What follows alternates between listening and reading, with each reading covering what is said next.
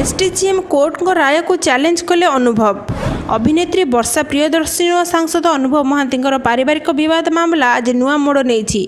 SDGM court को राय को challenge कले सांसद अनुभव मोहांती। एने से जिला कोर्ट द्वारस्थ होती।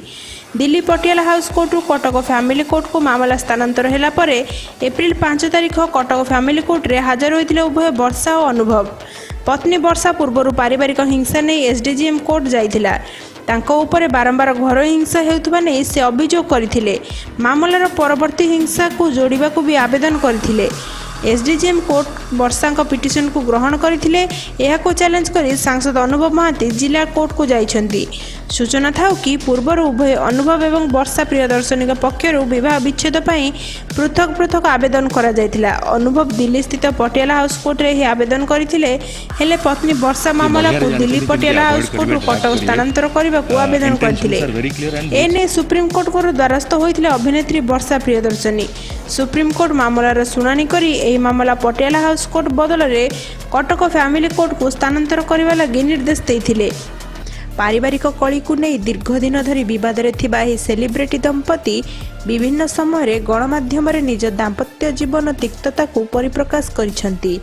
एसबू भितर चर्चारे थिबा दिल्ली सांबादिका जागृति शुक्ला फेसबुक रे अनुभव को बंधु बोली परिचय दे परोक्ष वर्षा को टाणी। अनुभव भी निज फेसबुक पेज रे जागृति एक फोटो शेयर करथिले। वर्षा अनुभव तिक्त संपर्क को नहीं थाना रे 6-6टी मामला रुजु हो सारी बेले एबे राज्य महिला कमिशन को निर्देश को अपेक्षा। निकटरे वर्षा काम रे बाहर को जाई फेरिबा बेले तांको स्वामी अनुभव तांको घर को आसीबा को देई नथिले बोली पुरीघाट थाना रे अभियोग करथिले। वर्षा एई अभियोग आधार रे पुरीघाट पुलिस मामला रुजु करी तदंत आरंभ करथिले। सेपटे पत्नी वर्षा ना रे भी सांघातिक अभियोग आनिछंती अनुभव। 2 मास तलू सोशल मीडिया रे भाइराल एक ऑडियो क्लिप सत्यासत्य जांच लगी पुलिस डीजी को निज लेट पैड रे चिठी लिखि अनुरोध करिछंती सांसद। एहारी भितर सामना को आसीथिला आउ एक ट्विस्ट जेतेबेले सांबादिक जागृति शुक्ला फेसबुक रे सांसद अनुभव मोहांती को बंधु बोली परिचय देइथिले। एथिसह जागृति लिखिथिले जे वर्षा अनुभव को मध्य विवाद सेमानकर व्यक्तिगत किंतु किछि दिन हेबो तांको विवाद भितर को टणा जाउछि। सोशल मीडिया रे तांको ट्रोल करा जाउछि। तांको प्रति आशालीन और अपमानजनक मंतव्य मध्य दिया जाउछि।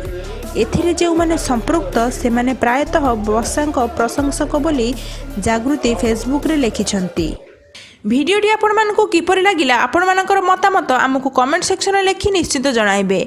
जदि आपण माने हमर ए चैनल रे नुआ होइथिबे हमर ए चैनल को सब्सक्राइब करि नेबे एवं भिडियोटी भलो लागिले गोटे लाइक करी अधिक रु अधिक शेयर करिवे। धन्यवाद।